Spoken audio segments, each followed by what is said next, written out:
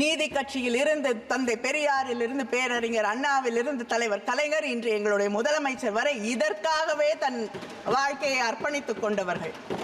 நேற்று இந்த அவையிலே நான் வருத்தத்தோடு சொல்கிறேன், ஒரு தாயின் வருத்தத்தோடு, ஒரு தங்கையின் வருத்தத்தோடு, ஒரு சகோதரியின் வருத்தத்தோடு இதை இங்கே பதிவு செய்கிறேன்.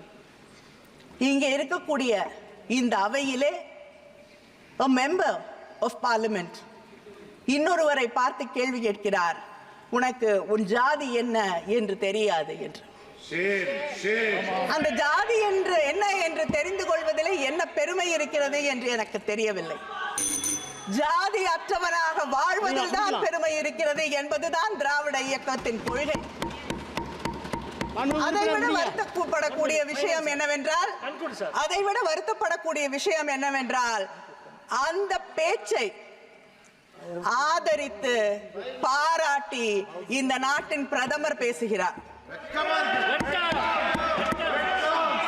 ஜாதி என்பது பெருமை என்று சொல்லக்கூடிய ஒரு ஆட்சி ஜாதியின் பெருமையை பற்றி பேசுவது, ஜாதி தெரியாதவர்களை இழிவுபடுத்துவதை ஏற்றுக்கொள்ளக்கூடிய ஒரு பிரதமர் உருவாக்கக்கூடிய ஒரு சிலபஸை தமிழ்நாடு எந்த காலத்திலும் ஏற்றுக்கொள்ளாது. எங்கள் முதலமைச்சர் கடைசி வரை போராடுவார், நாங்களும் போராடுவோம்.